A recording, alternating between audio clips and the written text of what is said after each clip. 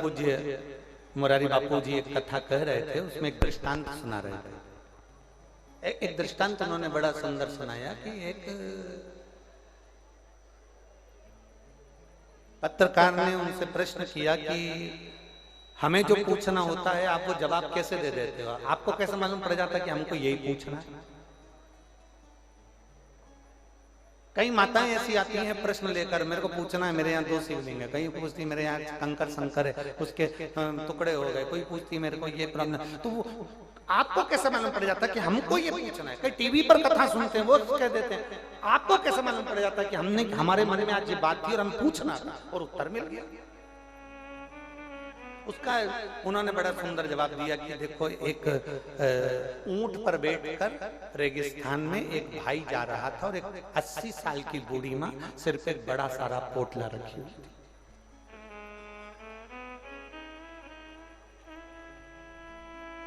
परम पूज्य मुरारी बापू का बड़ा सुंदर ये दृष्टांत उन्होंने कहा। 80 साल की बूढ़ी माँ सिर पे पोटला रखी है, ऊंट पर एक भाई जा रहा था। इसको बूढ़ी है 80 साल की, पोटला भी भारी है, गर्मी भी बहुत तेज पड़ रही थी। उसने ऊंट वाले से कहा भैया भैया रुको, भैया रुको, भैया भैया रुको। ऊंट वाले ने पूछा क्या है? मेरा पोटला और मुझे ऊंट पर बिठा लो, गर्मी लग रही है, मुझे 3 मील की दूरी पर जाना, थक गई, और अगर मुझे नहीं ले जा सकते तो मेरे पोटले को ले, मेरा ये पोटला ले जाओ, इसको ले जाओ, वहां पर मेरा गांव है, गांव में हनुमान जी का मंदिर है, हनुमान जी के मंदिर में मेरा ये पोटला रख देना, मैं आऊंगी ले लूंगी, मैं पैदल ले जाऊंगी, तुम इस पोटले को ले जाओ, भैया ले जाओ। इतने में ऊंट वाले ने कहा हमारा ऊंट कोई किराए का है, ये हम घूमने के लिए लिया है, हम नहीं ले जाएंगे। ऊंट वाले ने धक्का मारा, चल दी। ऊंट वाला थोड़े से आगे पहुंचा 1 मील पर, उसके मन में आया बुढ़िया 80 साल की इतनी धूप में पोटला लेकर जा रही है, मतलब पोटले में जरूर कुछ ना कुछ कीमती सामान, और मेरी भी बुद्धि मारी गई।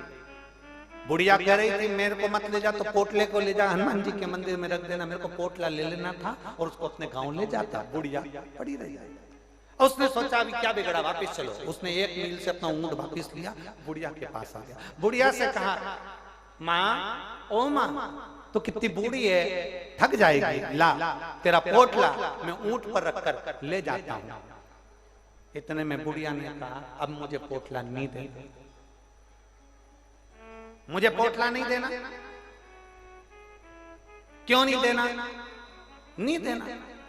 अरे तो मैं ले जा, नहीं देना ना, तेरे को पोटला नहीं देना, तो क्यों नहीं देना? उसने कहा क्यों नहीं देना? तो बुढ़िया ने कहा तू आधे रास्ते पहुंच गया था, तुझे किसी ने कहा कि वापिस जा, लेकर आ, पोटला घर ले जाना। जिसने तुझे कहा था उसी ने मुझे पहले ही आकर बता दिया था देना मत, चोटा है, छोटा है, देना मत इसको। दिल बोल जाता है, दिल बोल। कभी कभी आप प्रश्न कर कर बैठते हो और कथा के मध्य में आपने जो सोचा था दिन भर से 2 दिन से सोच रही थी, वो प्रश्न का उत्तर मिल जाता है।